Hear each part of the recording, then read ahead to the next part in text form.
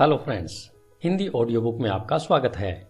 आज हम James Allen के द्वारा लिखित पुस्तक एज ए मैन थिंकेथ सुन रहे हैं। जेम्स एलन का जन्म सन 1864 में इंग्लैंड के लिसेस्टर में हुआ था। उनके पिता का देहांत उनके बचपन में ही हो गया था, जिससे उन पर व उनके परिवार पर मुश्किलों का पहाड़ सा टूट पड़ा था। ऐसी परिस्थितियों में उन्हें मात्र 15 साल की आयु में ही पढ़ाई बीच में ही छोड़नी पड़ी थी। साल 1902 तक आते आते उन्होंने फैसला किया कि अब वे केवल लिखने का ही कार्य करेंगे। इस दौरान उन्होंने अपने लेखन कार्य को कॉन्ट्रैक्टर्स के माध्यम से भी किया।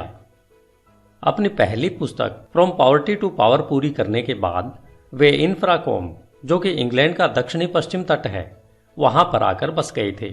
जेम्स वहां अपनी मृत्यु पर्यंत साल 1912 तक रहे।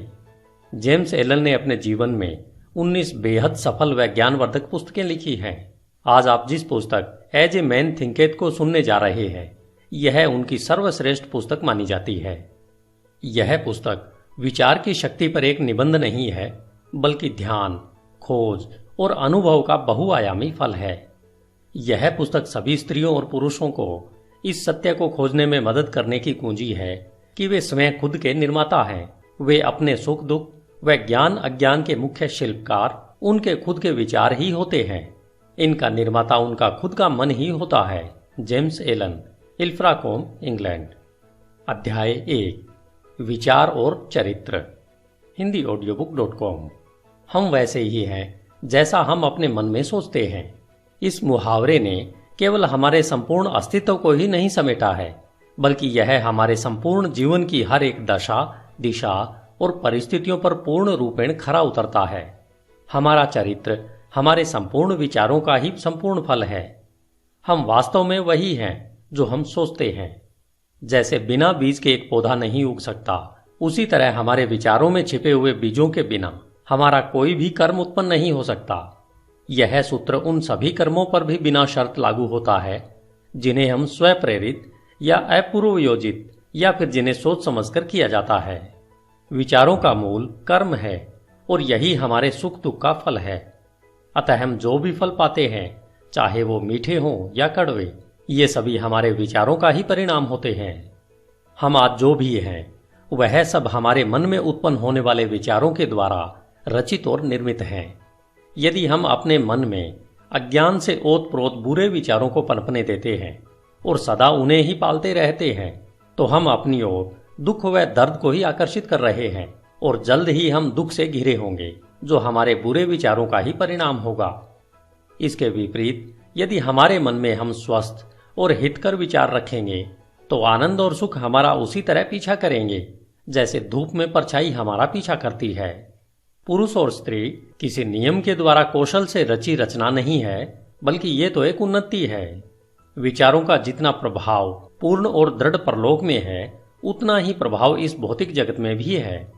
एक महान और ईश्वरीय चरित्र कोई संयोग से नहीं उत्पन्न होता, बल्कि वह लगातार सही ईश्वरीय विचार सोचने और उनसे लगातार संबंध बनाए रखने से संभव है। इसी प्रक्रिया के द्वारा नीच और पशुवृत्ति वाले मनुष्य लगातार पोषित किए जा रहे हैं, जो दुष्ट व घृणित विचारों का ही परिणाम है। हम खुद के विचारों के द्वारा ही अच्छे या बुरे इंसान बनते हैं। हमेशा हम अपने विचारों की शस्त्रशाला में उन शस्त्रों का संधान करते रहते हैं जिनका प्रयोग हम हमेशा अपने नाश के लिए करते रहते हैं। हम उन उपकरणों को भी बनाते रहते हैं जिनके द्वारा हम अपने जीवन को सुखद, आनंदमय और शांतिमय बनाते हैं। वह साथ ही साथ समाज को भी इसका लाभ देते हैं।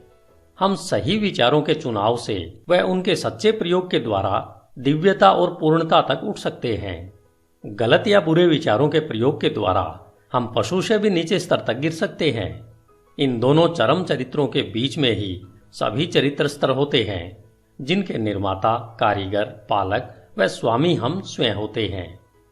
इस युग की सबसे ऊर्जावान, ताकतवर, विश्वास से भरा हुआ दिव्य वचन और दिल को सुख देने वाला, आत्मा से संबंधित यह सत्य है कि तुम अपने विचारों के मालिक, चरित्र को ढालने वाले, अपनी परिस्थिति, वातावरण और भाग्य के कारीगर और रचयिता खुद हो। शक्ति, बुद्धि और प्रेम की सत्ता और स्वयं के विचारों के स्वामी तुम खुद हो और तुम्हारे पास ही रूपांतरणकारी व पुनरुत्थान की शक्ति है जिसके द्वारा तुम खुद को वो बनाते हो जो बनाना चाहते हो। हर परिस्थिति को नियंत्रित करने की चाबी तुम्हारे हाथों में है। तुम अपने हर हाल के स्वामी होते हो, यहां तक कि अपनी सबसे कमजोर और दुराचारी परिस्थिति के मालिक भी तुम खुद ही होते हो। उस समय तुम एक कमजोर और बेकार मूर्ख घर के मालिक होते हो जो अपने परिवार को गलत ढंग से चला रहा होता है। जब तुम अपनी इस दशा के बारे में सोचते हो और उस सूत्र को जिससे तुम्हारा अस्तित्व है को अपनी पूरी ताकत लगाकर ढूंढते हो, तब तुम एक बुद्धिमान स्वामी के नजरिए से अपनी सभी शक्तियों को बुद्धिमत्ता पूर्वक निर्देशित करते हो और अपने विचारों को एक सुखद फलदायी रूप देने लगते हो। इसे ही एक बुद्धिमान व जागरूक मालिक कहते हैं, जो अपने विचारों के नियमों को खोजकर अपने जीवन को सही दिशा देता है। इस प्रकार खोज प्रयोग, आत्मविश्लेषण और अनुभव के द्वारा अपने विचारों के सूत्र खोजकर आप भी एक बेहतरीन मालिक बन सकते हैं। आप जानते हैं कि सोने और हीरे को खोजने के लिए गहन खनन करनी पड़ती है। इसी तरह तुम अपनी आत्मा की खान में गहरा खोदोगे, तभी अपने अस्तित्व से जुड़े हर सत्य जान पाओगे।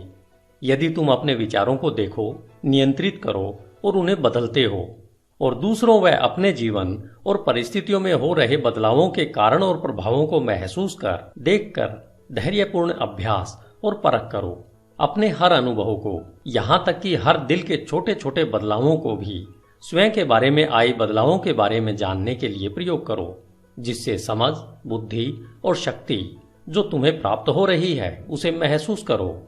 फिर तुम शायद बिना चूके इस सत्य को सिद्ध कर सकते हो कि तुम अपने चरित्र को बनाने वाले हो, अपने जीवन को सही सांचे में ढालने वाले हो और अपने भाग्य के निर्माता तुम ही हो। इस दिशा में आगे बढ़ते हुए यह नियम परम सत्य है कि जो खोजेंगे उन्हें अवश्य मिलेगा, जो दस्तक देंगे उनके लिए दरवाजे अवश्य खुलेंगे, क्योंकि दृढ़ता, धैर्य और अभ्यास के द्वारा ही तुम ज्ञान के उज्जवल मंदिर में प्रवेश कर सकते हो। धन्यवाद। HindiAudiobook.com। आपका दिन शुभ हो।